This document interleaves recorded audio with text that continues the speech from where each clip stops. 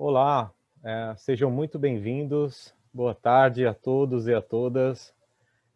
Este é o webinário sobre financiamento climático.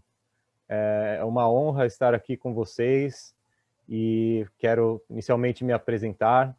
Eu sou o Matheus Couto, eu sou oficial de programas do Centro para Monitoramento da Conservação Mundial do PNUMA, o Programa de Meio Ambiente da ONU. Inicialmente, eu quero falar as regras de convivência aqui do webinário. Os microfones estão desligados para a audiência, apenas para os palestrantes que nós deixaremos os microfones ligados. Por favor, fiquem à vontade para interagir no ícone de perguntas e respostas, que tem o símbolo Q e A, e também para escolher a tradução. Hoje nós teremos uma palestra em inglês e as demais serão em português. Então, por favor, vocês podem optar pela língua que preferirem ouvir. Os vídeos serão gravados e serão disponibilizados nos canais de YouTube do PNUMA e da Olacefs. Então, esse é o webinário sobre financiamento climático.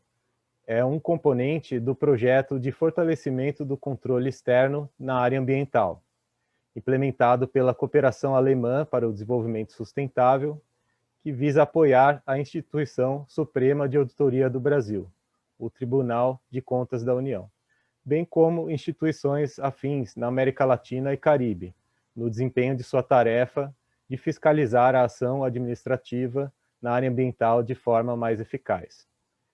O webinário de hoje é composto de 3 partes. A primeira parte é uma abertura, onde teremos falas do PNUMA, do TCU e da GIZ. A segunda parte, de apresentação de conteúdo, será feito pelo Centro Brasil do Clima, a EOS e Fractal. É um consórcio que estará abordando o tema, o mapeamento e a análise dos fundos de ação climática no Brasil.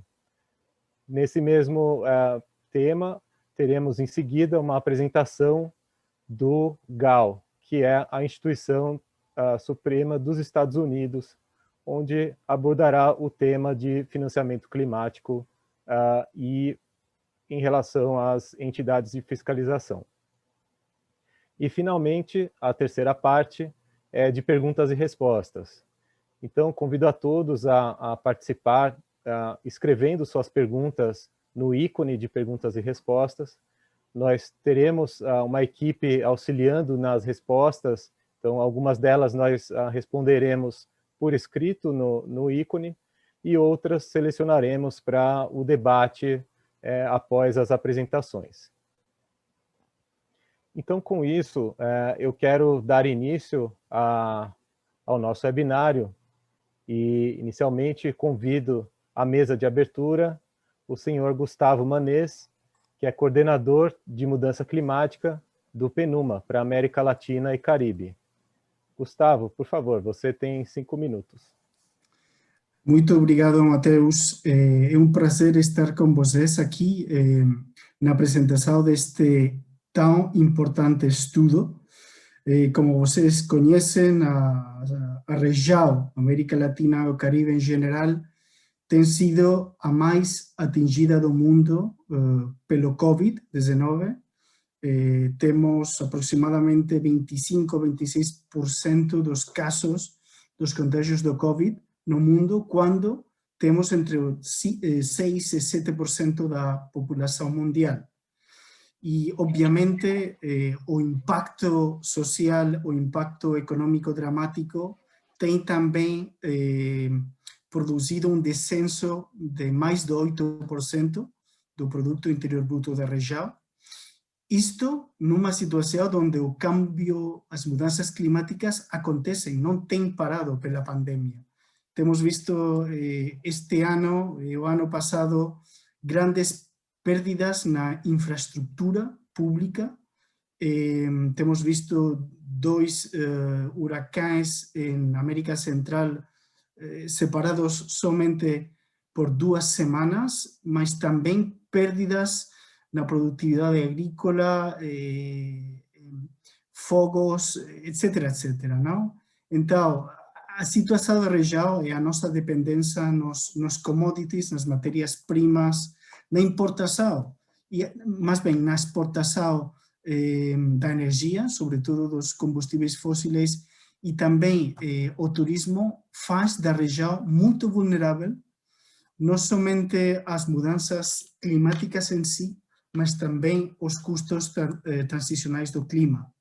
Então, nós pensamos que esta grande vulnerabilidade da região, as mudanças climáticas, os desastres naturais, etc., etc., fazem que ter especialmente um risco econômico e financeiro grande devido às mudanças climáticas, não? Temos visto evaluações recentes da Moody's, não? De como estão falando de que a percepção e a capacidade de tomar créditos da região vai ver-se comprometida também por as questões climáticas. Então, para nós é muito importante e precisamos integrar as mudanças climáticas na política macroeconômica, no planejamento fiscal, no orçamento, no investimento público, as práticas de seguros, etc., etc. Temos visto na região desenvolvimentos nesse sentido, mas não temos sido sérios e sistemáticos em integrar tudo isto. Então, isto é uma grande prioridade, como alinhar os orçamentos nacionais com o objetivo do 1,5 graus e com os objetivos da resiliência do Acordo de Paris. E, em segundo lugar, que nenhuma quantidade de financiamento público para o clima vai ser suficiente. É necessária também uma transformação radical e rápida na forma em que investimos todos os nossos recursos, não apenas aqueles destinados ao clima. Então, o enverdecimento, o greening, que falam os ingleses, dos sistemas financeiros é urgente, tanto a nível internacional como a nível doméstico. É aqui que este estudo também faz algumas recomendações. Então, para nós é importante trabalhar numa taxonomia de inversores sustentáveis. Já estamos a começar a trabalhar com outros países da região. Seria interessante também ter um diálogo neste sentido, a aplicabilidade de uma taxonomia, mas também como fazemos uma transparência em transparentar, não, os riscos climáticos nas inversões da banca. E já existe um debate muito interessante do Brasil neste sentido, da banca central, que vai em uma direção que pensamos que é a correta. Então, agradecer esse trabalho feito por todos os parceiros para dar uma visão do estado da situação e também dar recomendações de como desenvolver uma estratégia, não, de financiamento climático para a implementação da NDC e atingir esse objetivo do 1,5 graus e da resiliência do que fala o Acordo de Paris. Muito obrigado.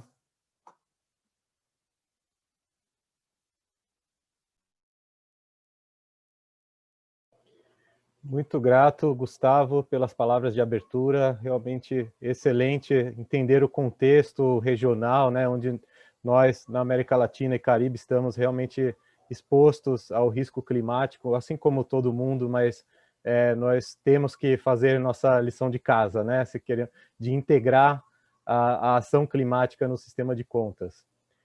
Muito grato. Em seguida, eu quero convidar para a mesa de abertura o senhor Christian Lauerhas, que é coordenador de cooperação da GIZ pelo Fundo Amazônia. Christian, seja bem-vindo e a palavra está com você. Muito obrigado, Matheus, e parabéns para pronunciar o meu sobrenome certinho, não é fácil não. Muito obrigado, Gustavo, pelas primeiras palavras. Então, meu nome é Christian Lauerhas, sou da GIZ e eu trabalho no projeto do Fundo Amazônia, junto com o nosso parceiro BNDES e os outros doadores, especialmente a Noruega. Eu estou muito feliz e muito grato de falar hoje com vocês. É um tema importantíssimo para mim e faz parte do meu trabalho já por muitos anos. Quero também cumprimentar os participantes aqui e os palestrantes e a audiência que está interessada no nosso tema, e agradecer o consórcio para fazer esse trabalho, agradecer a PNUMA, TCU e o Government Accountability Office dos Estados Unidos. Eu acho um trabalho muito útil e muito importante. Então, falando no âmbito dos NDCs e do Acordo de Paris, é óbvio que faz sentido para o clima, e o estudo e outros estudos também demonstram que faz sentido, pode fazer sentido no ponto de vista da economia. Mas nem todo país tem os recursos financeiros para começar com a implementação num grau necessário para chegar nos NDCs. E aqui entra no jogo a cooperação internacional. E a GIZ, sendo um braço da cooperação internacional da Alemanha, o braço mais técnico, ao lado do KfW, o braço financeiro, e parceiro do Brasil por muitas décadas, na biodiversidade, florestas, clima, minha área, mas também em outras áreas. E hoje convidou também o projeto da cooperação com o TCU aqui no país e o LACEFS regional. Os meus colegas da GIZ sabem muito mais sobre esse projeto, então os minutos que eu tenho aqui, eu quero falar sobre o Fundo Amazônia, onde a auditoria faz parte integral. Então, o fundo, vocês devem conhecer, é uma ferramenta de financiamento por resultado por mais do que uma década, e fez muito sucesso. Eu acompanhei esse projeto do lado do KfW, 2014 a 2019, então eu negociei alguns contratos com o BNDES e acompanhei o projeto. E quais são os fatores de sucesso, entre outros, mas do meu ponto de vista, os mais importantes são governos com objetivos alinhados. Isso é uma pré-condição. Você precisa um parceiro bom, um parceiro profissional, um parceiro sólido. E, mais do que tudo, você precisa confiança entre todas as partes. Então, confiança não chega de nada.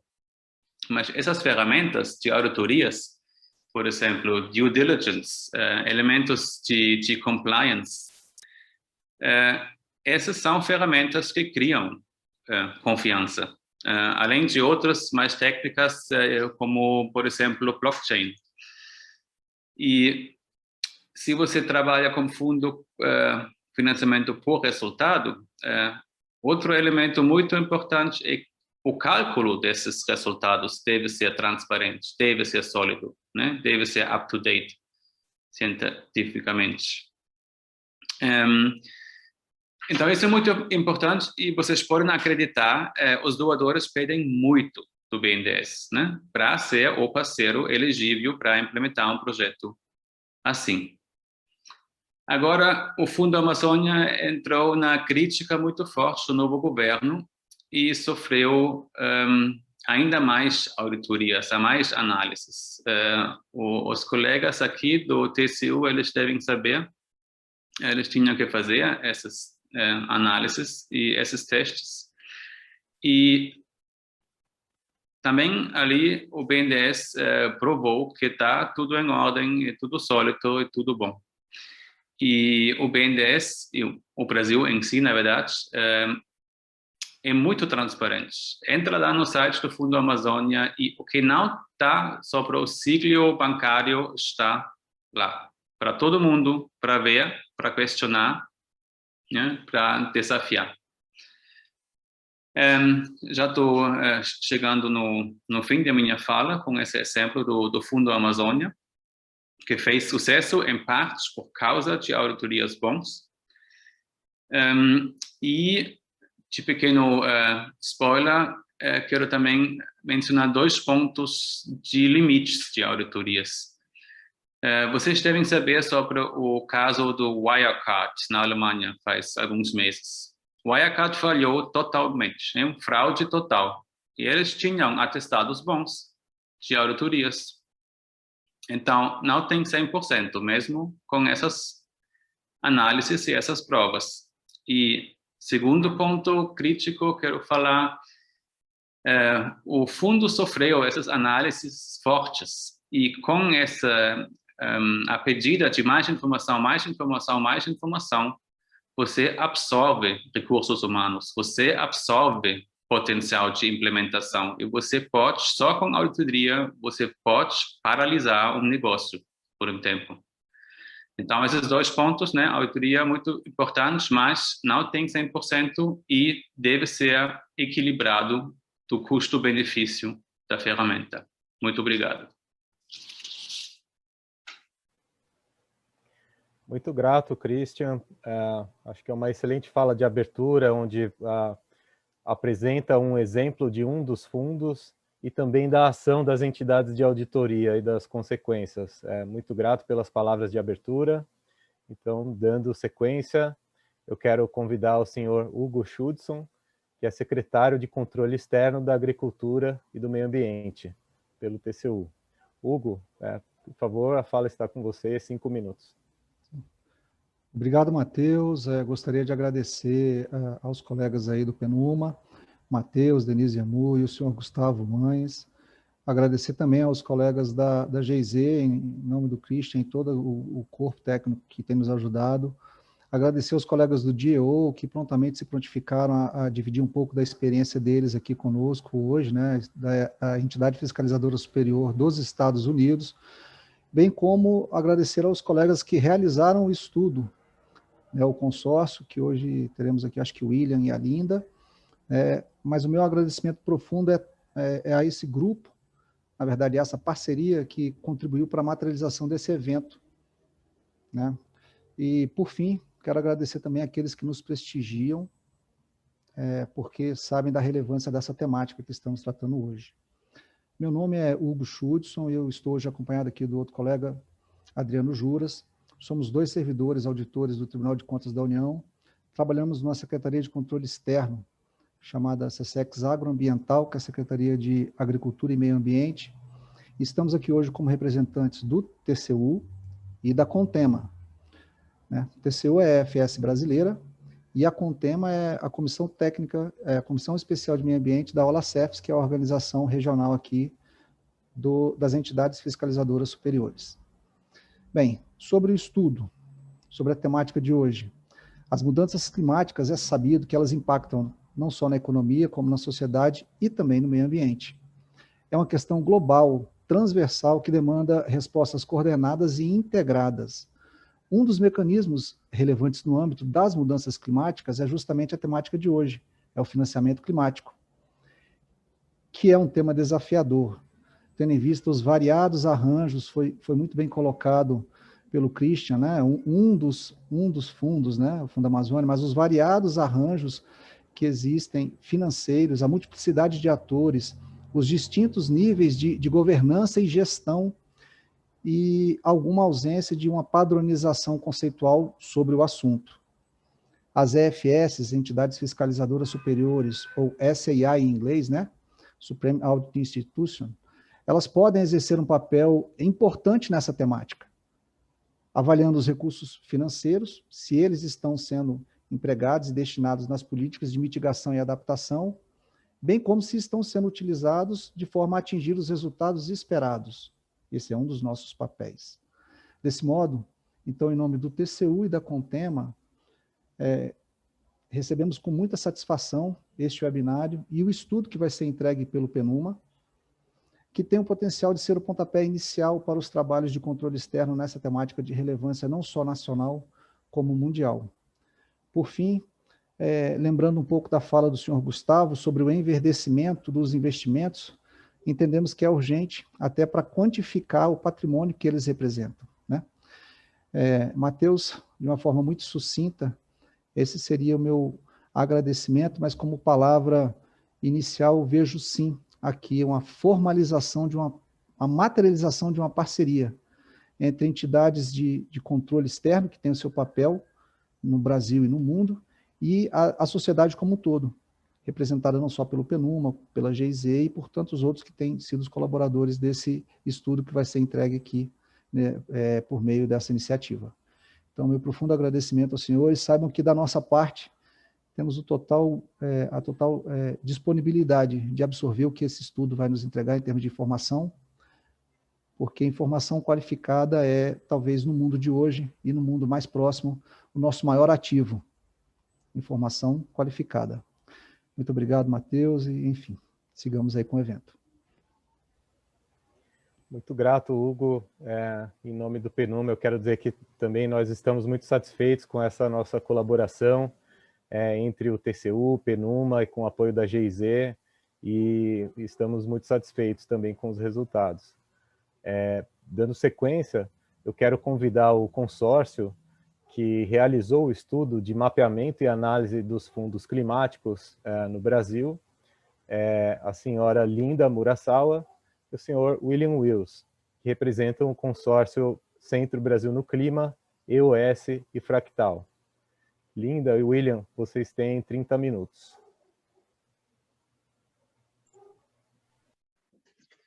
Olá, boa tarde a todos. Meu nome é William Wills, falo em nome do consórcio Centro Brasil no Clima, EOS Estratégia e Sustentabilidade e Fractal Consultoria. Em primeiro lugar, gostaria de agradecer os organizadores e financiadores do estudo, PNUMA, GIZ, TCU e a todos os participantes aqui presentes. Vamos apresentar hoje o estudo Subsídios para Entidades Fiscalizadoras Superiores a respeito de financiamento de ação climática. Obrigado. Eu vou fazer uma rápida apresentação do objetivo e um pouco sobre a NDC, Acordo de Paris. Então, no próximo slide, o objetivo do presente estudo é mapear e analisar fontes financiadoras de ações de mitigação e adaptação às mudanças climáticas no Brasil para subsidiar a atuação das entidades fiscalizadoras superiores. O foco da análise é apresentar de forma compreensível o ecossistema de mecanismos de financiamento climático no Brasil, em especial com relação à operação dos recursos, contribuindo assim para o trabalho das EFS na fiscalização e sugestão de aperfeiçoamento das políticas públicas. Então, começando do começo, né, o Acordo de Paris. O Acordo de Paris foi assinado na COP21, em 2015, foi consensuado entre as 195 nações signatárias. Então, foi acordado, entre outras coisas, né, resumindo muito, sobre a necessidade de um esforço conjunto para manter o aquecimento médio global abaixo da meta dos 2 graus Celsius em relação ao período pré-industrial e, preferencialmente, próximo de 1,5 grau. Foi acordado também que os países deveriam apresentar metas cada vez mais ambiciosas, de forma a se limitar ao aquecimento nos níveis acordados.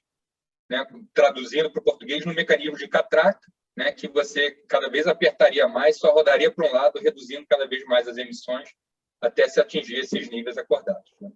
O Brasil apresentou sua INDC na COP21, né, e depois dela ser ratificada em 2016, se transformou na NDC brasileira. Já em dezembro de 2020, 8 de dezembro de 2020, o Brasil apresentou sua nova NDC. No próximo slide, eu vou falar um pouquinho mais sobre a primeira NDC brasileira, um pouquinho mais de detalhes. Isso, obrigado.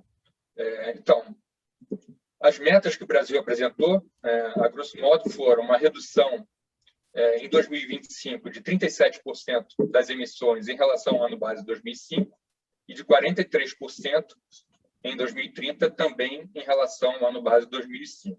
Essa meta de 2030 era uma meta indicativa, a de 2025 era uma meta já oficial. Né? Isso representava, então, com base nas emissões do segundo inventário nacional, não ultrapassar 1,3 e 1,2 bilhões de toneladas em 2025 e 2030, respectivamente. Né? E, assim, dentro dessa NDC foi apresentado um anexo que tinha diversas medidas, né?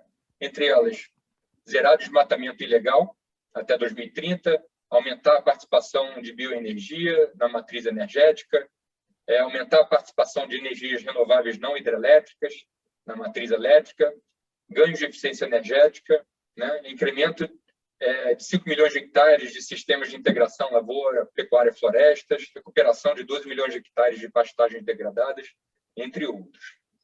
Então, havia um detalhamento um pouco maior de qual seria um possível caminho para se atingir essa redução lá em 2025 e 2030. Na nova NDC, apresentada em dezembro do ano passado, o país ratificou a meta de 2025 e confirmou a meta de 2030 como oficial. Antes era apenas indicativa, né? Então, esse documento deixou de citar essas metas setoriais específicas, como, por exemplo, o objetivo de se atingir o desmatamento legal zero em 2030. O documento gerou uma série de questionamentos também sobre a compatibilidade do compromisso frente ao Acordo de Paris, devido principalmente à alteração da base de cálculo, que agora foi fundamentada no terceiro Inventário Nacional, que corretamente fez uma correção nas emissões do ano de 2005, aumentando o nível das emissões em 2005. Mas, na prática, o que aconteceu? A meta de 2030 passou a ser de 1,6 gigatoneladas de CO2 equivalente e não mais 1,2. Um aumento de 400 gigatoneladas, né? 0,4 gigatoneladas, 400 megatoneladas de CO2 equivalente, ou 33%, ou seja, seria um aumento nas emissões em relação à meta anterior que o Brasil tinha apresentado e se gabava como sendo um dos únicos países em desenvolvimento que tinha apresentado uma meta que fosse fixa, né? Na verdade, não era fixa porque variou o ano base. Bem, na cúpula do clima, que aconteceu em abril de 2021, novas metas foram apresentadas pelo presidente. Ele voltou a citar desmatamento ilegal zero até 2030 e indicou a neutralidade de carbono até 2050, o que foi muito positivo. Agora a gente espera que isso realmente aconteça, né?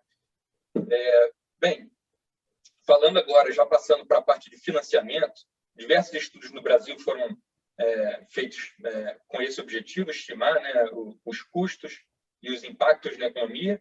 E o que se tem hoje, pegando estudos da COP, estudos do Ministério de Ciência e Tecnologia, estudos do MMA, a necessidade de financiamento até 2030 está entre 160 e 470 bilhões de reais.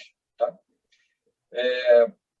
Há muita incerteza aí nesses cenários que são feitos, né? E olhando mais a longo prazo, saindo do horizonte 2030 da NDC, olhando para o longo prazo, neutralidade de carbono em 2050, vai demandar uma transformação radical da sociedade, dos sistemas econômicos, energéticos, etc.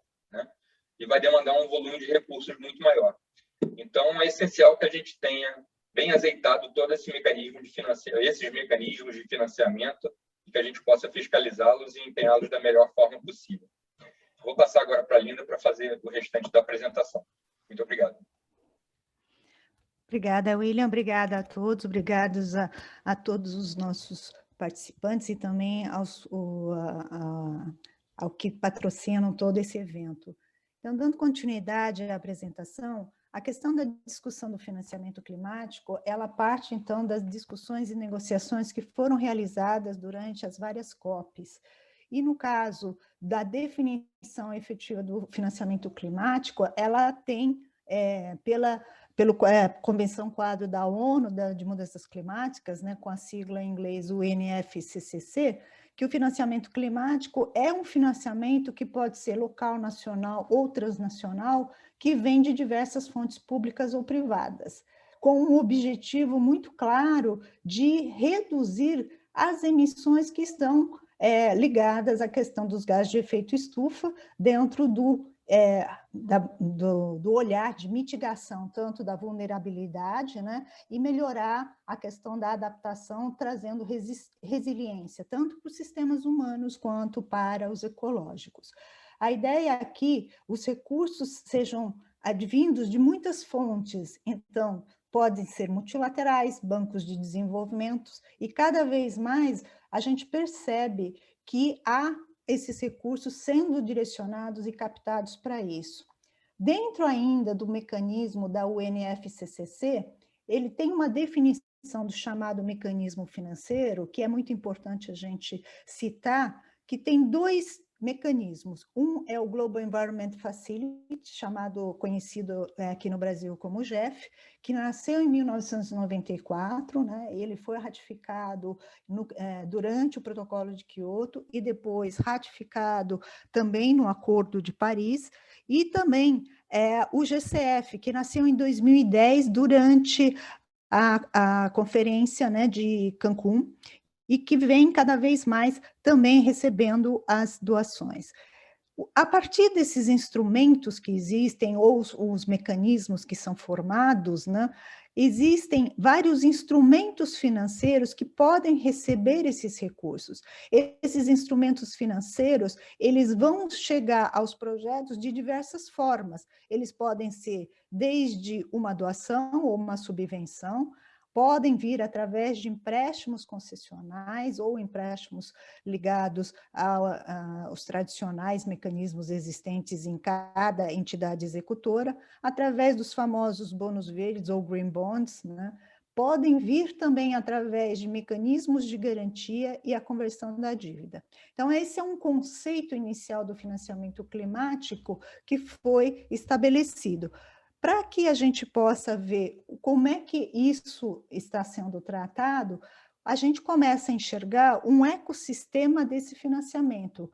O ecossistema dele tem os países contribuintes, que vão trabalhar através ou das agências bilaterais ou implementadores, instituições implementadoras, como exemplo da GIZ, ou do NORAD, ou do DEFRA, né, que trabalham juntamente com outras instituições multilaterais e trabalham juntamente com mecanismos financeiros, que podem ser os que eu acabei de citar, em termos do GEF e do GCF, e aqueles que também são mecanismos financeiros, mas eles não estão ligados ou formalizados pela UNFCCC, como o GEF e o GCF. Então, você tem aí atuações de multilaterais, como o Banco Mundial, o BID, entre outros, e você tem também os agentes, como a UNDP, a UNEP, a FAO, entre outros, que também trabalham nesse sentido de chegar até a região ou país que foi acreditado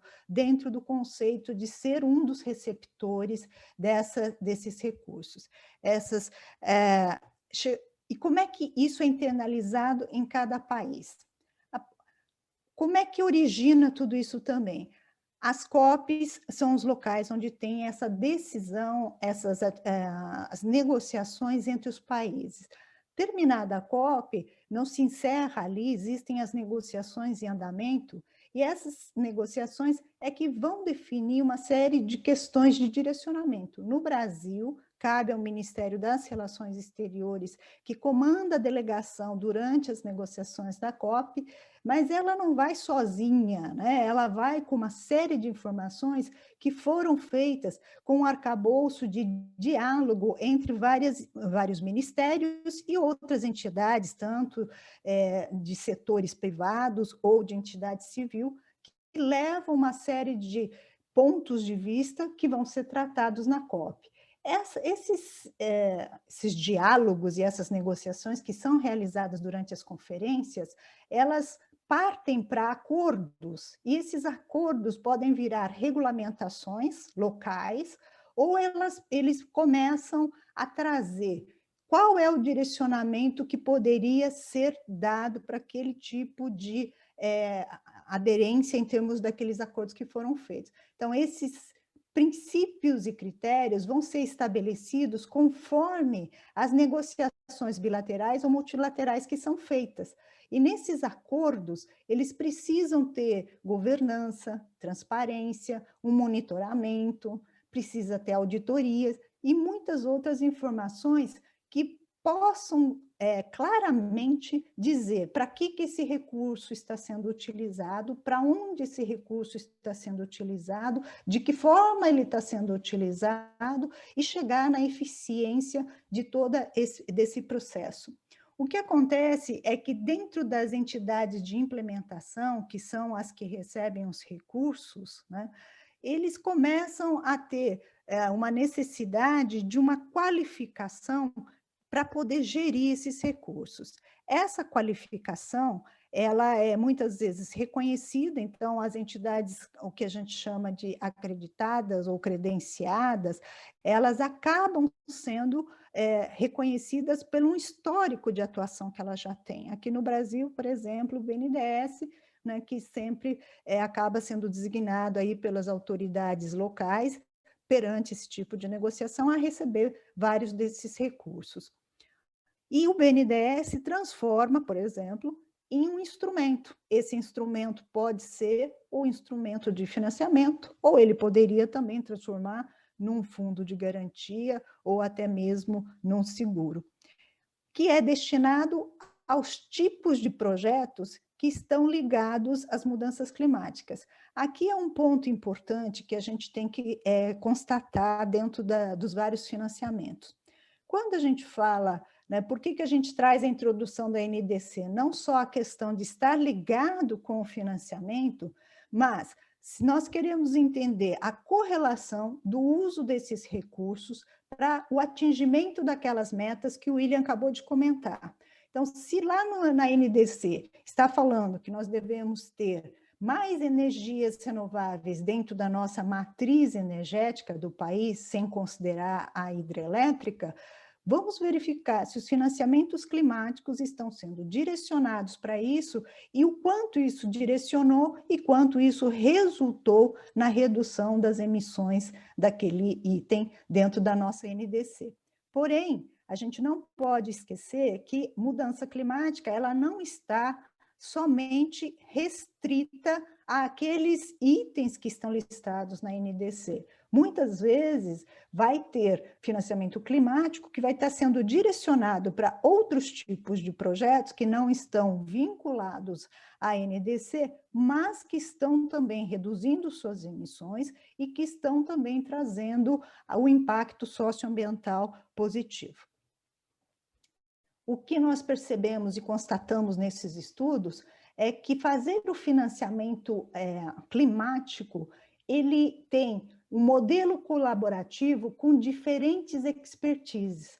Nós estamos falando de diferentes governos, né, atuando em acordos bilaterais, multilaterais, envolvendo, inclusive, o entendimento das leis nacionais e internacionais, que se traduzem no envolvimento de agentes financeiros, tanto nacionais quanto internacionais, que também têm um respeito à legislação, tem que respeitar, né, a legislação financeira nacional e internacional, que vão direcionar recursos para diversos temas, e esses diversos temas têm diferentes regulações setoriais, ambientais, sociais. O que nós percebemos é que você começa a ter, para negociações, vai se encontrar uma diversidade dos modelos de governança e de critérios, diferentes instrumentos financeiros, com diferentes critérios de avaliação de risco, diferentes projetos e, consequentemente, diferentes indicadores.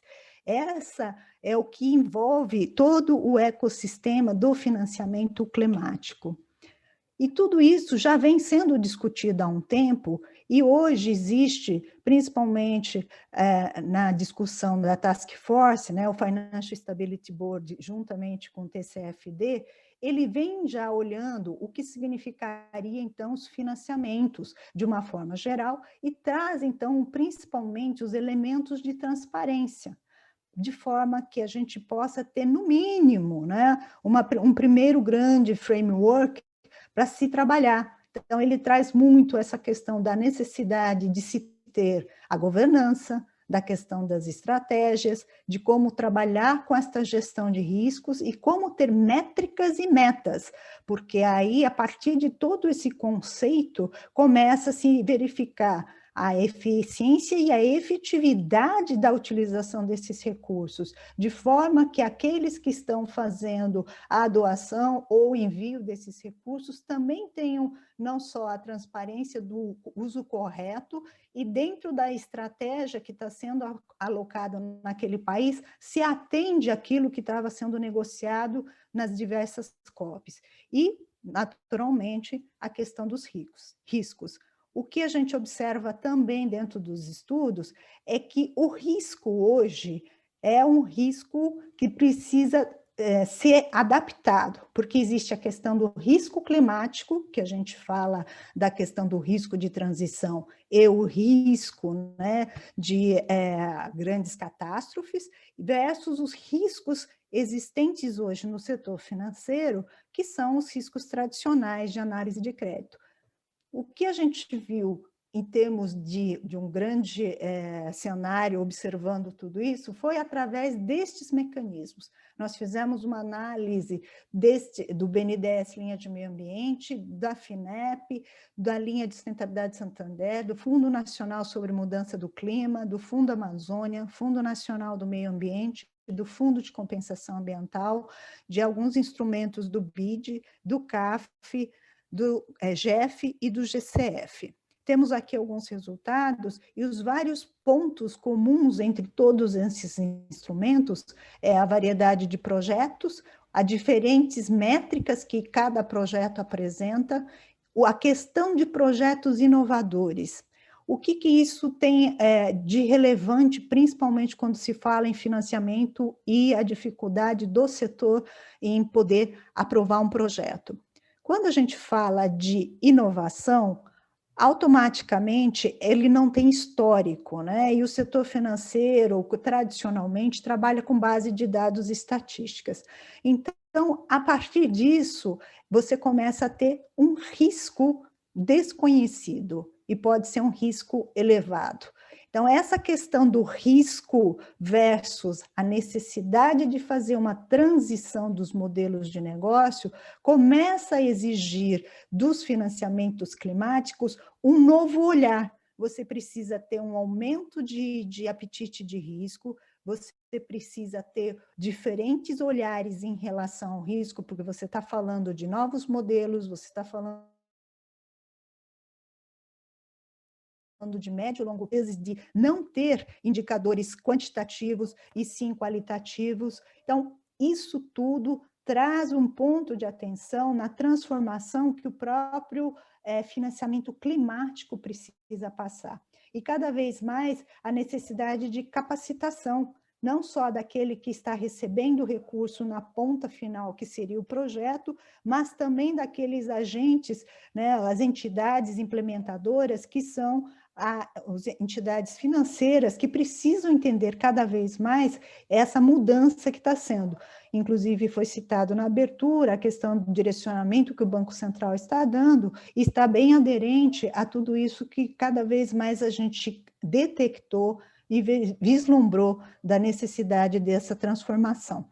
E também a complementariedade de instrumentos de contrapartida, né? Dentro do conceito, é necessário não só trabalhar com o financiamento puro, mas trabalhar também com a complementariedade que muitos desses financiamentos climáticos trazem, que é uma linha de recurso que pode ser uma capacitação, uma doação, para que possa ser um capital semente de início ao projeto, para que o projeto possa ser realmente estabelecido.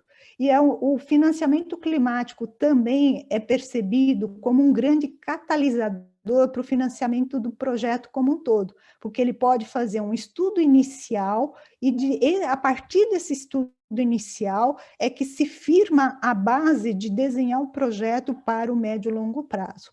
E cada vez mais, como a quantidade de recursos, lógico, é limitada para cada país, existe um alto grau de exigência de salvaguardas que vem sendo cada vez mais impostas para a recepção desses recursos. Então, em transição, nós estamos com vários modelos de negócios que estão fazendo uma transição para baixo carbono, né, com o uso de novas tecnologias.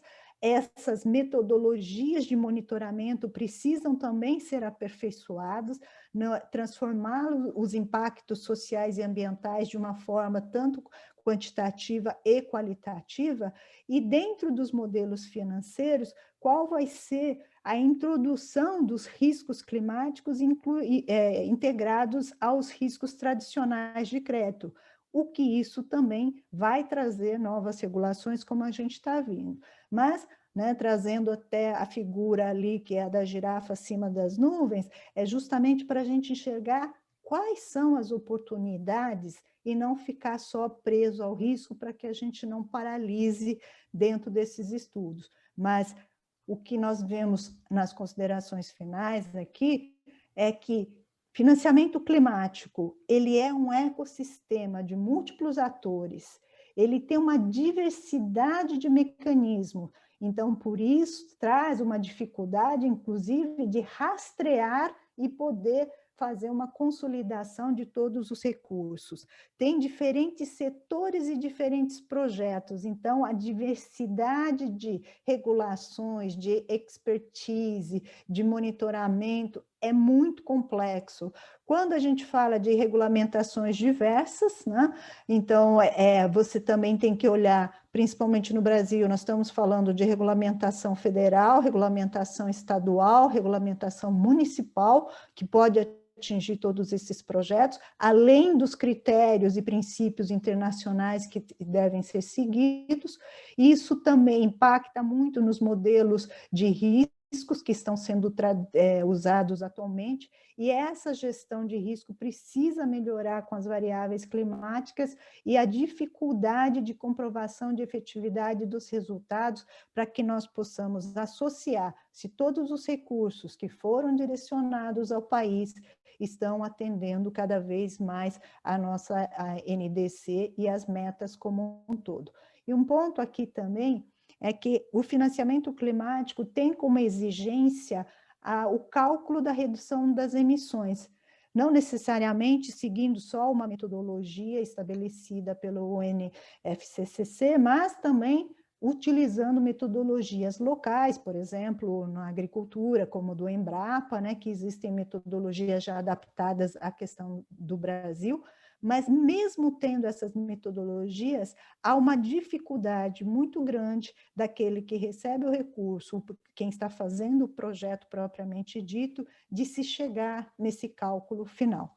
Bem, rapidamente, gente, esse foi assim a visão do que nós trazemos aqui para vocês, em função das análises que foram feitas, e aqui está a equipe, e ficamos à disposição de vocês, caso surja alguma dúvida. Muito obrigada.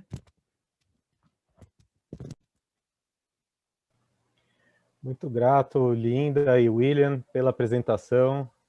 Acho que é uma excelente apresentação para convidar as pessoas a acessarem o estudo, que vai ser disponibilizado no site do PNUMA em breve. Então, convido vocês a acessarem o site na semana que vem, onde nós disponibilizaremos o estudo e vocês vão poder entender mais a fundo de cada um dos fundos que foi estudado.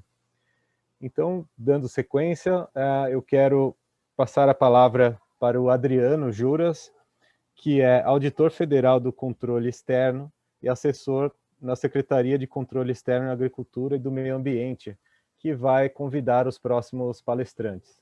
Adriano, por favor. Boa tarde, muito obrigado, Matheus. Realmente esse tema é bastante instigante e complexo, né? E nós ficamos muito satisfeitos de contar com essa parceria com o PNUMA, com o apoio da GIZ, e especialmente com o conhecimento dos especialistas que acabaram de falar. Muito obrigado, Linda, muito obrigado, William, e toda a equipe que participou desse estudo. E agora eu convido a todos a ajustarem o canal do idioma, deve ter um botão aqui embaixo, chamado Interpretation, para você poder escolher o canal no qual você quer ouvir. Pois a partir de agora eu começarei a falar em inglês para dar as boas-vindas aos colegas da FS dos Estados Unidos, o Government Accountability Office, GAO. So welcome. Bem-vindos, Marissa e Joe. Eu vou primeiro apresentar-lhes para o público. Marissa Dondal é uma analista senior da USGAO na equipe do meio ambiente. Ela começou a carreira na GAO em 2009 em políticas ambientais e de energia, inclusive financiamento climático e auditoria de finanças climáticas, também envolvida no grupo de auditoria do meio ambiente desde 2017.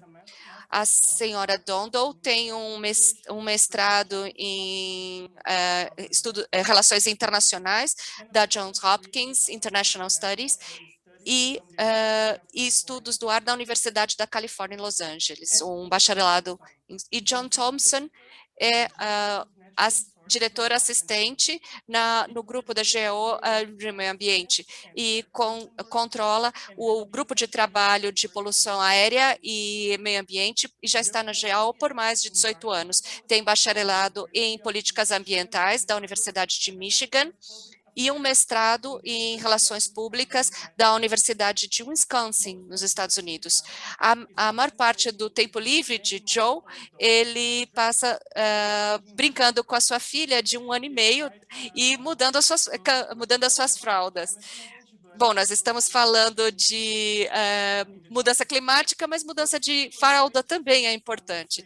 Bom, se estivéssemos fisicamente presentes, eu diria que vocês têm a palavra, o microfone. Obrigado, Adriano. Eu vou compartilhar minha tela agora, espero que funcione. Joe, espero que as fraldas que você use sejam degradáveis. Bom, olá a todos e obrigado por nos convidarem a falar na sessão de hoje. Joe e eu vamos falar um pouquinho sobre um projeto em andamento que nós temos no grupo de trabalho de auditoria ambiental, olhando especificamente a auditoria de finanças climáticas. Eu não estou conseguindo... agora sim. Bom,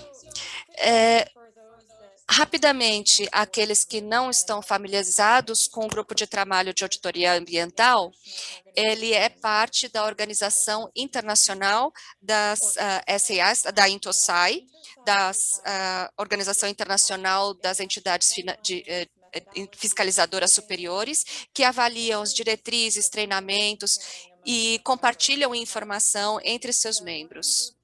O grupo de trabalho em auditoria ambiental foi formado em 1992, à época da Cúpula da Terra e Desenvolvimento Sustentável, a Rio 92, um grupo pequeno de 12 e para se tornar depois o maior grupo dentro da INTOSAI e agora com 80 membros.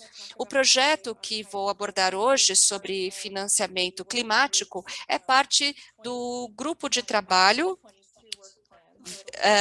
do plano 2020 a 2022, que finaliza o próximo ano, cujo enfoque principal é uma das prioridades estratégicas da INTOSAI, de ter as EFS contribuindo ao acompanhamento e revisão dos Objetivos de Desenvolvimento Sustentável. Com isso em mente, o grupo de trabalho enfoca esse plano trienal sobre os ODS ambientais e apoiam a auditoria e implementação nas várias EFS.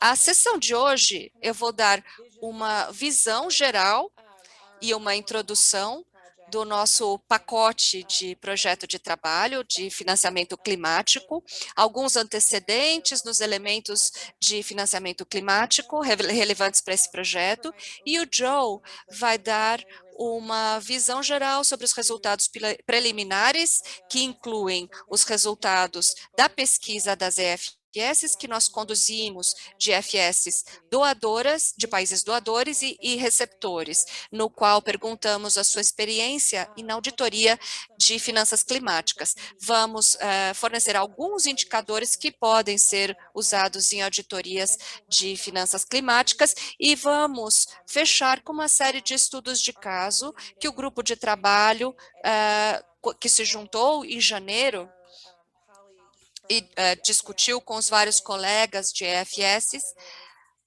no grupo de auditores da Europa e do México, com alguns estudos de caso, e nós vamos também dar um panorama geral dessas apresentações.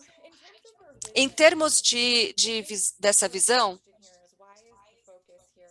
a pergunta, então, é por que o foco aqui é em financiamento climático? Nós usamos, então, essa como a principal ferramenta para que países em desenvolvimento pudessem reduzir suas emissões de gases de efeito estufa e se preparar para mudanças inevitáveis no clima. Nosso principal objetivo aqui é usar, então, esse compartilhamento de experiências entre as EFS e oferecer, então, abordagens específicas que as EFS podem usar para adquirir financiamento climático. Desse ponto de vista, o nosso projeto oferece exemplos.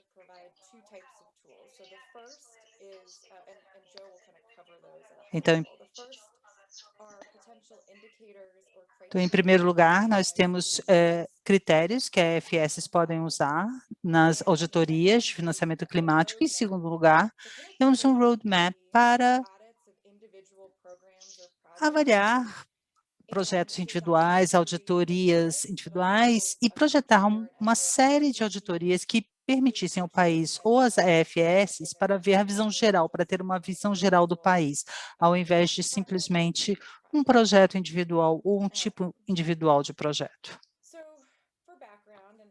Então, como histórico, falamos aí do Acordo de Paris hoje, então não vou me alongar nisso, mas essencialmente foi o primeiro acordo vinculante universal para enfrentar o desafio da mudança climática. De acordo com o Acordo de Paris, países desenvolvidos acordaram em mobilizar juntamente 100 bilhões de dólares anualmente em financiamento, além do que já ofereceriam de outra forma. Vamos falar um pouco mais tarde de como isso pode ficar um pouco complicado quando analisamos a auditoria e tentar entender o progresso em cada país individual. O Acordo de Paris, então, oferece muita flexibilidade em termos do que pode contar como o financiamento para o clima, dentro desses 100 bilhões de dólares, e, de propósito, ele não oferece uma definição específica de financiamento para o clima. Esse slide mostra, então, o ODS 13A, que é o foco do nosso projeto, o objetivo relacionado ao financiamento climático é implementar compromisso assumido por países desenvolvidos na Convenção da ONU sobre Mudança Climática, com o objetivo dividido em 5 elementos de diferentes cores. Cada uma desses 5 componentes é algo que pode ser avaliado por uma EFS ou pela ONU ou por qualquer parte externa, para ter uma noção, então, de como está sendo, então, esse progresso em relação ao ODS. O Fundo Verde do Clima, como foi mencionado, foi estabelecido em 2010 pela UNFCCC, e o objetivo, então, desse fundo seria apoiar os esforços de países em desenvolvimento para enfrentar os desafios da mudança climática. Para os nossos propósitos, é uma das principais ferramentas que temos para monitorar o financiamento do clima numa escala global. E aqui, aqui onde dizemos hoje, esses dados são de julho do ano passado, mais ou menos um ano atrás. E aí 45 países, 3 regiões e uma cidade haviam comprometido um pouco mais de 10 bilhões de dólares para o Fundo Verde. Linda mencionou também que há várias partes interessadas, aos stakeholders. Isso aqui é uma amostra dos stakeholders que estão envolvidos em financiamento para o clima. Alguns dos stakeholders estão envolvidos principalmente no monitoramento dos financiamentos em projetos. Então, essas são organizações como o Green Fiscal Policy Network, ou o Instituto de Recursos, o Instituto Mundial de Recursos, e outros estão mais diretamente envolvidos no financiamento multilateral, por exemplo, os bancos de desenvolvimento. Esse é meu último slide, e aqui o Joseph deve falar mais sobre isso, falando de ferramentas específicas, mas é uma versão simplificada, então, do que nós vimos no contexto brasileiro. Com as várias formas que o financiamento climático pode sair de um doador e chegar a um recipiente, ou seja, pode haver uma estrutura multilateral com a ONU participando, ou pode vir de instituições multilaterais que sejam outras, e isso pode ser complexo, pode acontecer bilateralmente também, de um país diretamente para outro, na forma de empréstimos ou assistência técnica, outros tipos de assistência.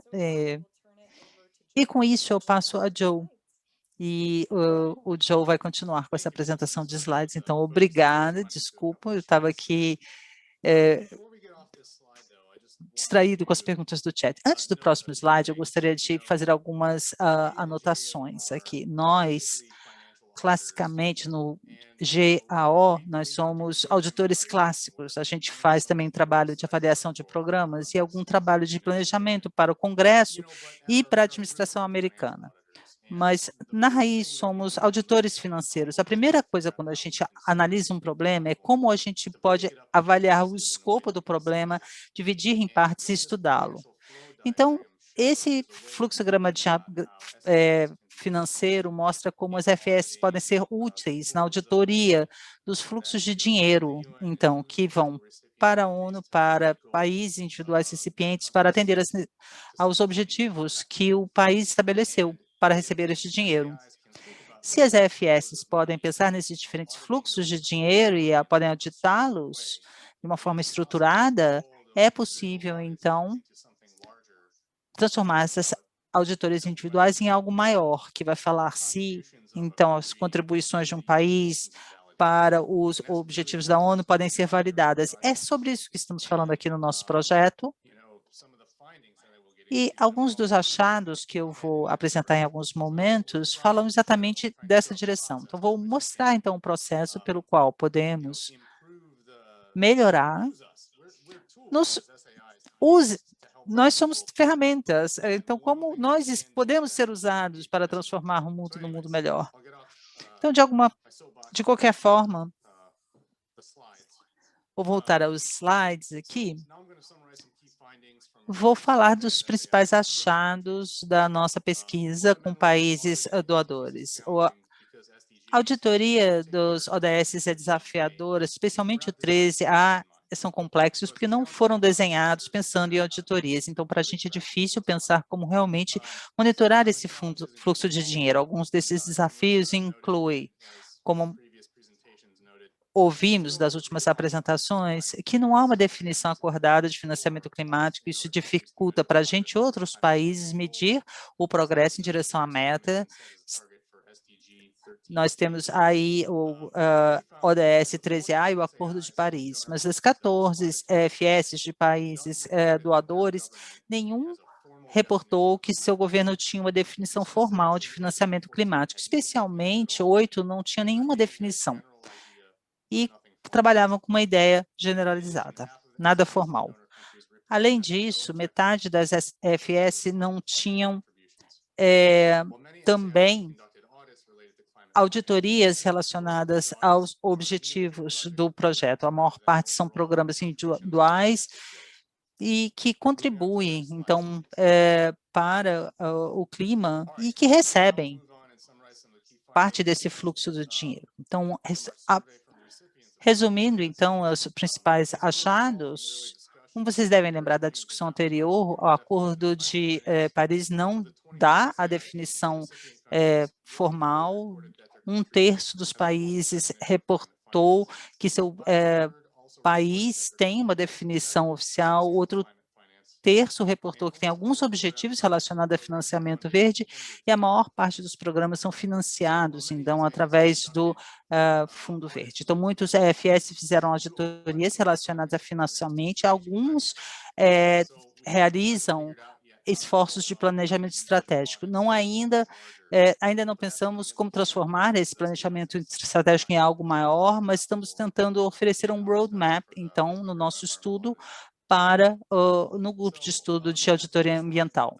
No próximo slide, então, falamos que o ODS 13A tem indicadores associados, é problemático de uma certa forma, que vamos descrever agora. FS de países, doadores e recipientes têm a oportunidade de contribuir para os ODS, mas precisamos de ferramentas. Em primeiro lugar, vamos analisar os indicadores.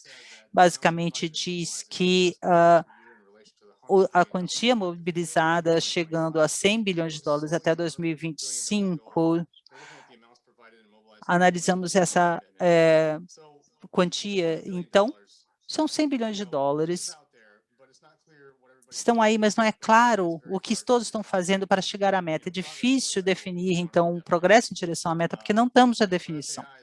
Para a FS, esse indicador tem limitações. Em primeiro lugar, é um indicador de nível 2. É um aspecto importante para os auditores é que, apesar de ser uma metodologia estabelecida internacionalmente, não é regularmente produzida pelos países, ou seja, dados financeiros é um desafio para auditores, e com essa classificação ficam mais desafiadores, então.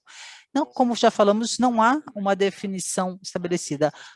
E, por último, o indicador fala do comprometimento coletivo e não individual, ou seja, apenas uma parte das EFS está comprometida com as contribuições financeiras. Esse desafio dificulta para a gente medir o progresso e a meta, também é difícil para os países. Então, no próximo slide. E onde isso nos deixa, então? Um dos objetivos do nosso projeto em trabalhar com auditoria ambiental é oferecer indicadores alternativos que podem ser usados para a auditoria desses projetos para identificar as características desses indicadores. Esse é um exemplo de um critério para desenvolvimento, para desempenho, que pode ser um critério.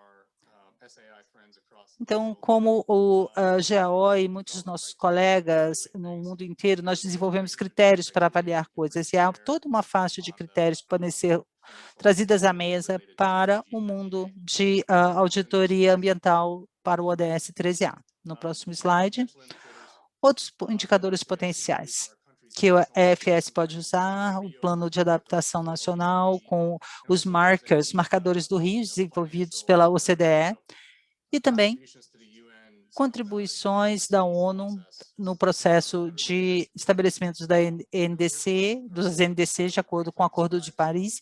Vou descrever rapidamente alguns estudos para outros EFS mais tarde na sessão, e como eles usam indicadores alternativos como critérios para o desenho de avaliação de performance. Então, aqui também nós temos o nosso objetivo é monitorar fluxos de dinheiro dentro do país, mas também dos países recipientes para diferentes mecanismos, incluindo empréstimos bilaterais, fluxos, então, de doadores da UN para os recipientes da ONU. Como FS, na realidade, a nossa tarefa é monitorar o dinheiro, e se a gente pode também ter esse ponto de vista de monitorar o fluxo chegando até a parte onde ele deve chegar. Então, de volta àquele gráfico, vamos falar como a FS pode desenhar uma série de auditorias para financiamento climático. Como eu já falei, a gente pode ter um grande papel aqui monitorando e melhorando a responsabilização para esses fluxos de dinheiro entre vários canais. Por exemplo, ao projetar auditorias, será que esse financiamento leva, então, um progresso em direção à meta de redução de emissões? Ou seja, esse fluxo é real, ele é novo ou só estamos rerotulando coisas que já existiam? Isso foi um problema, por exemplo, nos Estados Unidos no passado. Esse objetivo funciona? Porque aí esse é chave, senão não podemos medir progresso se não temos metas estabelecidas. E isso significa usar pequenos elementos para analisar o sucesso do financiamento. Por exemplo, se no nosso país nós temos esse tipo de mensuração, nós podemos ajudar a ONU e mandar as nossas informações para ele. Nós, como FS, temos um papel muito importante. 3 exemplos, vou apresentar o trabalho de outras pessoas. Então, por favor, não sei muito, não posso responder a perguntas muito detalhadas sobre isso. Estou tentando analisar o que eles nos falaram sobre esse assunto. Então, uma visão geral, então, do Ministério de Assuntos Estrangeiros da Finlândia, para avaliar se o sistema de manejo do Ministério oferece condições para um financiamento climático eficiente. Nós temos aqui no foco nos fluxos de financiamento, incluindo sistemas bilaterais, multilaterais, investimentos faz parte da política de desenvolvimento do país. Podemos ver aqui as perguntas de auditoria no slide. Basicamente, eu queria ilustrar que a Finlândia está começando a pensar sobre essas coisas nesses termos que a gente acaba de discutir, ou seja, como que a gente pode, como auditores, ajudar um país a entender se os fluxos de fundos estão contribuindo para as metas do país e se estão sendo bem usados. Os auditores estão começando a avaliar isso. Próximo slide. O próximo estudo é do Tribunal de Contas Europeu, analisando aqui os gastos do financiamento ambiental. Vocês podem analisar os achados. No início de 2020, o CDE encontrou que a Comissão Europeia estava gastando apenas 30% do financiamento com as suas políticas ambientais. Monitorando esses gastos ambientais, permitiu ao CDE avaliar, então, se os marcadores do RIO, da OCDE, estavam sendo utilizados, e a auditoria encontrou que algumas das diretrizes da OCDE não eram conservadoras o suficientes, e que isso significa, se você usa certas definições, você pode superestimar o financiamento, do que se você usar definições mais conservadoras, onde que vão estar mais proximamente ligadas, então, aos objetivos climáticos. Esse é um problema nos Estados Unidos também, e uma que nós, como FS, estamos tentando descobrir como os impactos negativos sobre o clima não estavam sendo contabilizados e havia melhorias que poderiam ser feitas em propostas legislativas. Próximo slide. No último estudo de caso, vamos falar, então, de um trabalho da FS do México, conduzido com uma revisão das contas de 2018, contas públicas de 2018, incluindo 22 auditorias, como parte da adaptação e mitigação. Nós temos uma lei geral de mudança climática no México e usam essa lei como critério, especificamente um ponto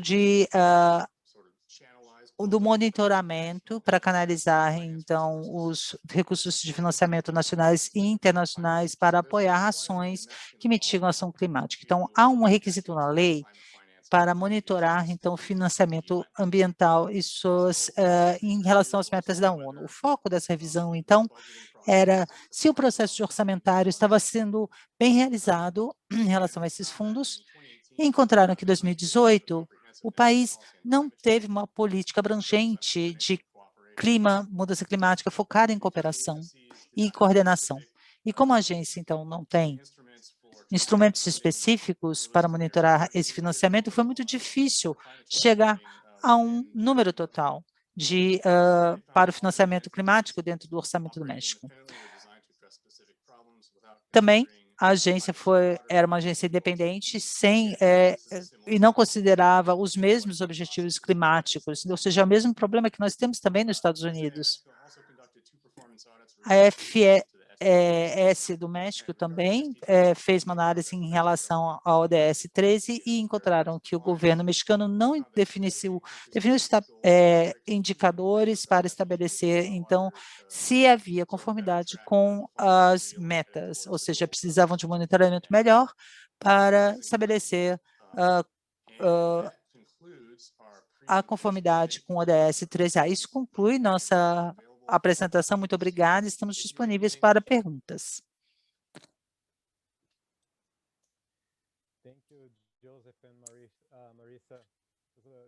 Obrigada, Joseph e Marisa. Foi uma ótima apresentação, especialmente para não auditores, para melhor entender o nosso papel nisso tudo. É muito bom ouvir também informações desses países. E agora eu vou passar de novo ao português. Voltando a português, para aqueles que quiserem mudar a língua, podem acessar o ícone de interpretação abaixo. Bem, então, partindo para a sessão agora de perguntas e respostas, nós tivemos algumas perguntas sobre a disponibilização das apresentações. Então, eu quero dizer que nós estamos consultando os apresentadores e, se eles permitirem, nós vamos disponibilizar no site do PNUMA, o mesmo site onde será encontrado o relatório e o site que foi usado para acessar esse webinário. Bem, certo. Bom, uma primeira pergunta para Linda e William, né, para os elaboradores do estudo, sobre o acesso aos recursos, né? Temos algumas perguntas sobre governos subnacionais ou empreendedores, então uma escala menor, não federal. Como vocês acham que pode ter um acesso facilitado a financiamentos de ação climática? Posso responder, Matheus? Durante as negociações, geralmente quando você traz esses recursos, né, dos doadores internacionais, geralmente é tratado diretamente com o governo federal. O governo federal, ele pode estabelecer as regras de direcionamento desses recursos dentro dessas negociações, dizendo que pode abrir tanto para as entidades públicas quanto as privadas. Então, os municipais ou os estaduais também podem receber esses recursos dependendo do tipo de programa, podemos chamar de programa, porque depois que eles se tornam financiamentos, eles abrem vários programas, programa para eficiência energética, programa para cidades sustentáveis e assim por diante, né? Então, hoje tem o próprio BNDES, tem hoje, por exemplo, o BNDES Programa Mobilidade Urbana, né, que pode atender também os municípios, e esse recurso do Fundo Nacional de Mudanças Climáticas está embutido dentro dessas possibilidades. Então, muito vai depender do tipo e as entidades locais, em algumas situações, podem também negociar diretamente com esses entes que são os donos desses recursos. É isso, Matheus. Grato, Linda. Mais uma pergunta aqui para você. Linda, por acaso existe um levantamento sobre volumes absolutos atuais e de qual é a principal fonte de financiamento de projetos relacionados a mudanças climáticas no Brasil? Instituições multilaterais da Convenção Quadro de Mudanças Climáticas, instituições multilaterais não parte da convenção, agências bilaterais ou instituições de implementação? Não existe um quadro resumo, né, juntando todos os fundos chamados climáticos aqui no Brasil, teria que se olhar um a um, mas hoje a gente pode dizer que existem várias entidades trabalhando aqui no Brasil e muito atuantes, então nós temos o próprio exemplo do que ocorre aqui, o próprio PNUMA com a GIZ, juntamente com BID e outros agentes que têm trazido muitos recursos. os recursos que mais fluíam, por exemplo, existia o Fundo Amazônia, com vários recursos também, que vieram de países diretamente como a Noruega e a Alemanha, mas que hoje você tem também outras linhas de atuação e que você vai recebendo esses recursos através de vários agentes, né? Não fica só fechado no GEF e no GCF, tá? Grato, Linda. Bem, uma pergunta agora em inglês, então vou mudar aqui a língua. So a question to Joe and Marisa. Uma pergunta para o Joseph e a Marisa. Vocês disseram que não há uma definição clara sobre financiamento climático. Vocês veem um papel para as EFS para apoiar os países a fazerem essa definição, ou vocês veem um movimento do setor privado para chegar a essa definição? É uma excelente pergunta. Eu acho que o Joe também pode responder, mas da minha perspectiva, eu acho que é bastante claro o que está sendo considerado. Já há um tempo, a GAO considera auditoria de financiamento climático. Quando começamos, tínhamos muitos problemas, como, por exemplo, rastreamento de orçamento, o que estava alocado a cada compromisso. John mencionou na parte da sua apresentação que a ideia de que o compromisso é fornecer recursos acima e além de tudo que foi comprometido, sem ser muito claro sobre o que estava contabilizado ou auditado. E há um risco aí de você acabar criando mecanismos de contabilidade criativos, por assim dizer, para fazer jus aos montantes, mas eu não tenho uma ideia clara de quem deve ser responsável pela definição. Joe? Bom, não está claro de que tenha que se definir uma definição clara e cristalina do que é auditoria de financiamento climático.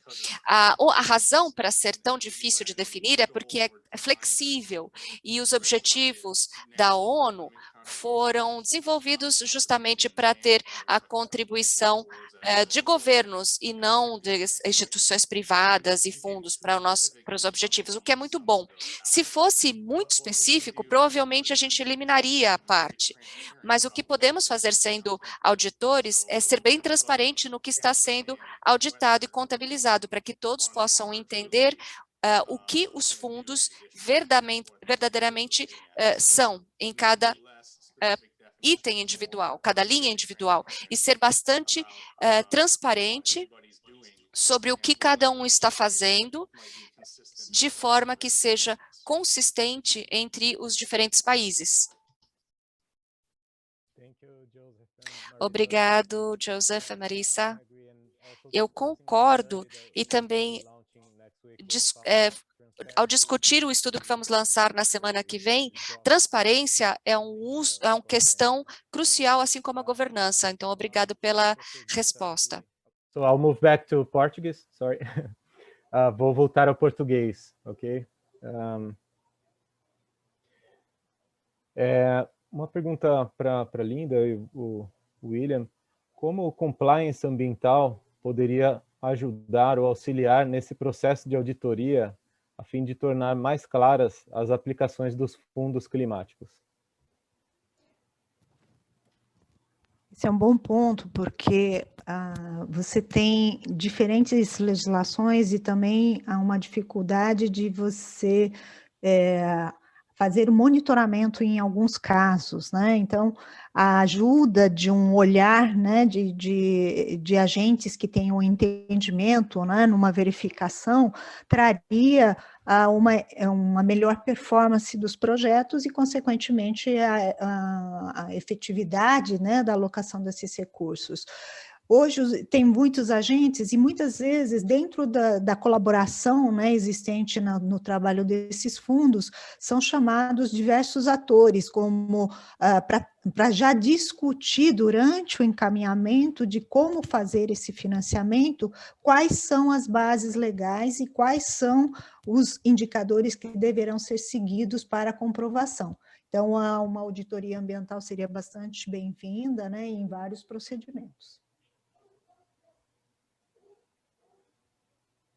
Matheus, não sei se respondi tudo.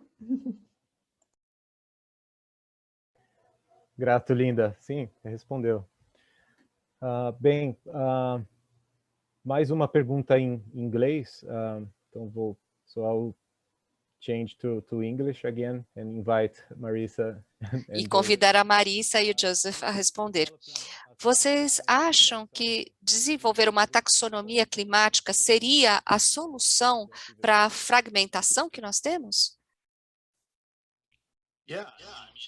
That seems like a good approach. Sim, me parece uma boa abordagem. Eu não tenho certeza se seria. Eu gostaria de fazer, porque parece ser muito difícil.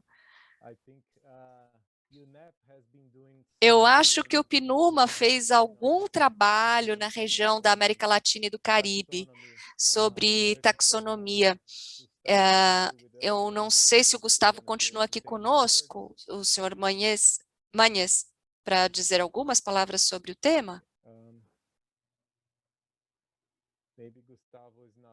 Talvez o Gustavo não esteja mais aqui. Bom, então eu vou escolher outra pessoa, vou escolher outra pergunta. Mas obrigada, Marisa e Joe, e vou voltar agora para o português. Voltando a português,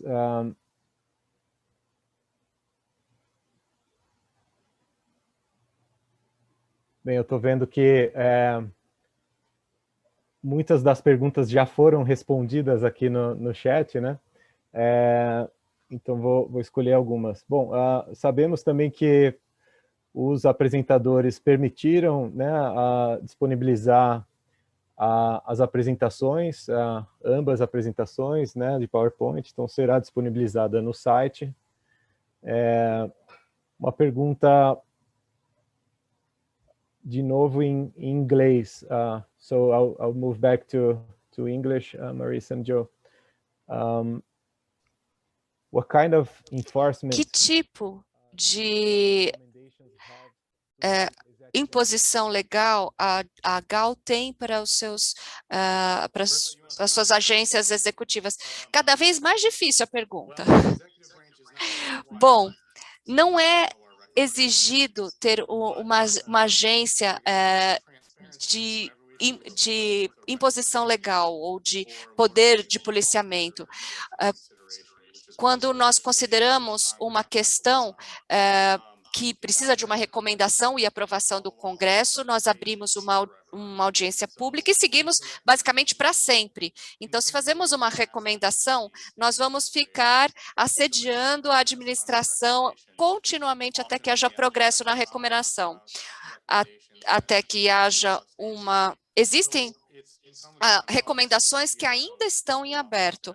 É nosso papel no GAL manter o foco na recomendação até que o executivo ou o legislativo aprovem, para poder ter o enforcement. Obrigado, Joseph. Português. Voltando ao português, uma pergunta ao consórcio, se os mecanismos existentes de financiamento climático são suficientes para cumprir a NDC brasileira, e se não, quais são os instrumentos que podem ganhar escala ou ser introduzidos?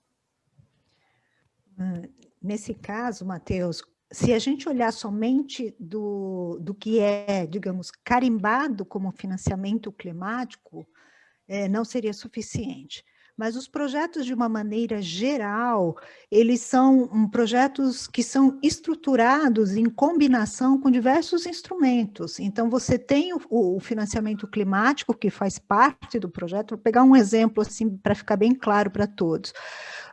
um projeto de infraestrutura, você pode ter uma parte sendo financiada pelo projeto, pela linha chamada climática, e o restante ser trabalhado com outras estruturas, tipo uma debenture ou outra linha de financiamento. Então, a questão de você falar do atingimento das metas em relação às emissões, ela não dependerá somente daquilo que foi carimbado como climático, né? Mas sim de um conjunto de atuação de modelos existentes no setor financeiro, tá?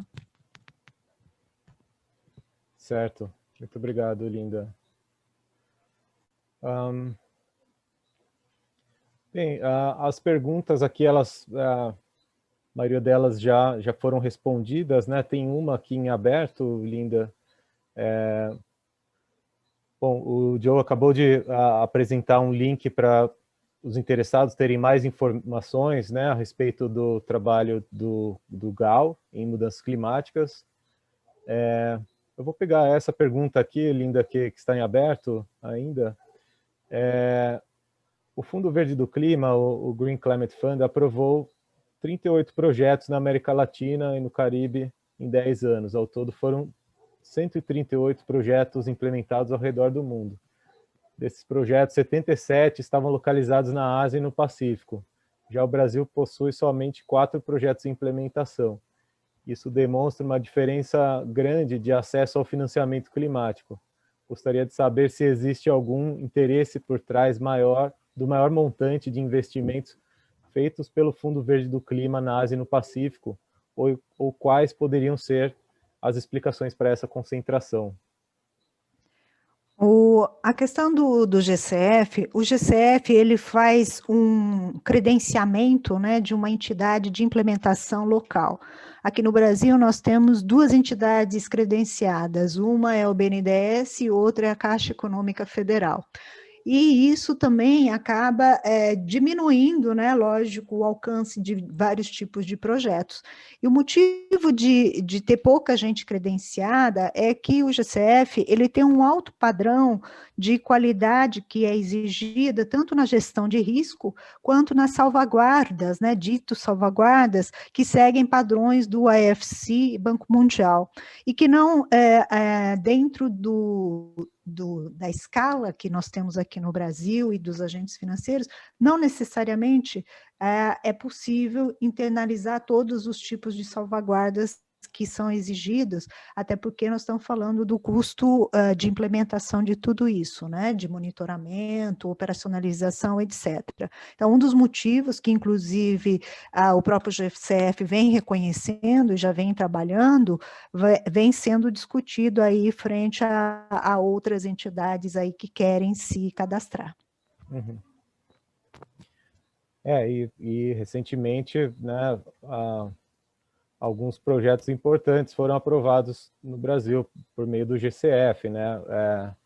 Um deles é o Technology Needs Assessment, que é implementado pelo PNUMA, inclusive, onde foi feito um mapeamento das tecnologias que devem ser investidas para a gente conseguir realizar essa meta climática no Brasil. E outro projeto grande é esse de desmatamento evitado, né, que está sendo implementado pelo PNUD. Então, eu acredito que está havendo um momento mais favorável para termos mais projetos aqui na região.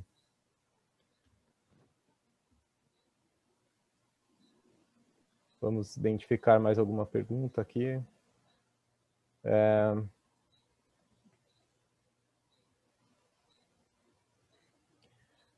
Certo, nós temos algumas perguntas sobre, assim, ainda acesso a recursos, né, e diversificação, então eu acho que a Linda já endereçou.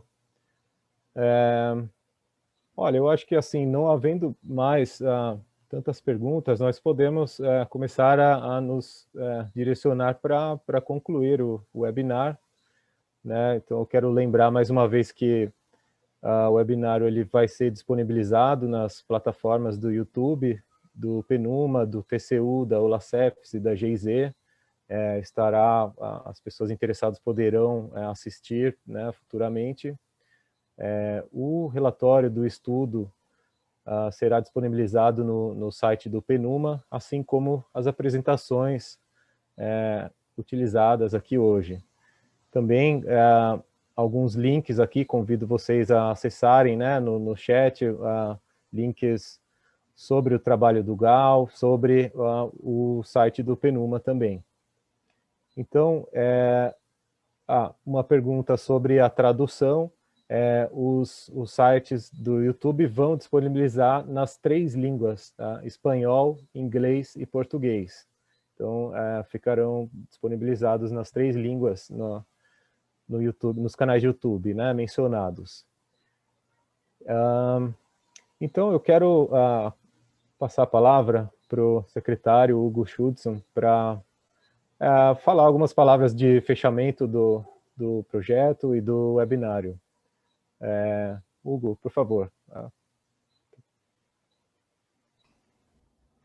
Bem, boa tarde, boa noite ou bom dia, a depender de onde nos estejam assistindo aí, mundo afora, né? Primeiramente, uma satisfação muito grande fazer parte desse time, um time seleto de servidores e de sociedade, né? Achei muito importante e interessante, na verdade, as falas de hoje, em especial as últimas falas, onde nos foi apresentado o estudo pelo William e pela Linda, muitíssimo obrigado, e onde nos foi apresentada a experiência / desafio enfrentado pelos colegas do GEO, né, a EFS americana, Marissa e Joseph, onde a gente vê que a questão da transparência é algo que nos ressalta, não só enquanto controle, mas enquanto sociedade, né? Quero registrar aqui que a atuação do Tribunal de Contas da União, a EFS brasileira, ela possui algumas similaridades com a atuação do GEO. Como o Matheus muito bem colocou, a gente tem que pensar que estamos aqui para apresentar para pessoas que conhecem o que é o controle externo e a temática de financiamento climático, mas para pessoas que não o conheçam. Então, as perguntas foram muito bem-vindas também. Nós as agradecemos porque elas agregaram valor a essa compreensão de uma temática que é um desafio mundial, né?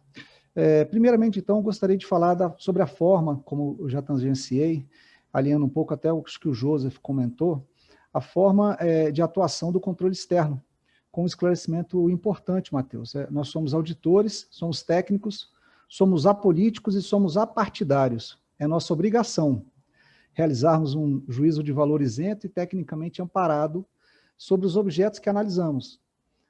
E como eu havia comentado no início da nossa reunião, a informação qualificada é o nosso maior patrimônio. Nesse contexto, eu quero realmente agradecer e parabenizar a todos que estão envolvidos nesse projeto, porque esse webinário e o estudo, eles contribuem para que as EFS desempenhem o seu papel de promoção da eficiência, da prestação de contas, da eficácia e da transparência da administração pública, o que contribui com os objetivos de desenvolvimento nacionais e com os compromissos internacionais assumidos, né? Como é o caso aqui das mudanças climáticas. Assim, ter especialistas dessa envergadura, Linda, William e todo o time que contribuiu, nos dá a tranquilidade que estamos caminhando na direção correta. Necessitamos e ainda necessitaremos continuar contando com o conhecimento e a experiência dos mais diversos atores, a exemplo do que a gente está celebrando aqui hoje com essa entrega, que será semana que vem, mas do estudo que muito bem foi conduzido aí pelo PNUMA. E agora, agregando um último ponto de reflexão, é que em relação ao financiamento climático e no atual contexto da pandemia, eu acho que é importante ressaltar que ele é um tema desafiador. Por quê? Em um momento em que sofremos grandes impactos econômicos e sociais, e será um desafio não descuidar da dimensão ambiental do desenvolvimento sustentável. Então, eu estou seguro de que as EFS, em que nós aqui hoje temos a participação de 2, a brasileira e a americana, e as que nos estão acompanhando, elas podem e devem desempenhar suas atribuições e agregar valor a essa temática, considerando que o setor público possui um papel relevante na promoção do desenvolvimento sustentável. Nós, EFS, podemos contribuir compreendendo os mecanismos de financiamento das ações de mitigação e adaptação às mudanças climáticas, e a partir daí, sim, fomentar a prestação de contas, o fortalecimento da governança e o próprio controle social. Devemos, portanto, enquanto auditores, trabalhar em conjunto com essa rede de controle. E é uma reflexão que não me foge à mente. Afinal, as mudanças climáticas não respeitam fronteiras geopolíticas. Pelo contrário, elas atingem a todos de diferentes maneiras. Então, o nosso grande desafio aqui não basta auditarmos, sim, e devemos continuar, como muito bem colocado pelos colegas americanos, continuar monitorando e acompanhando. E, por fim, a parceria é a palavra-chave desse evento. Ela nos trouxe até aqui e, com certeza, nos permitirá continuarmos avançando no enfrentamento de temáticas tão relevantes quanto essa. Por fim, o meu profundo agradecimento a todos que contribuíram para a realização dessa iniciativa, /parceria, dando por encerrado o evento de hoje. Matheus? Muito grato, Hugo. Também quero dizer que sou grato a todos que colaboraram para nós realizarmos esse evento e essa parceria.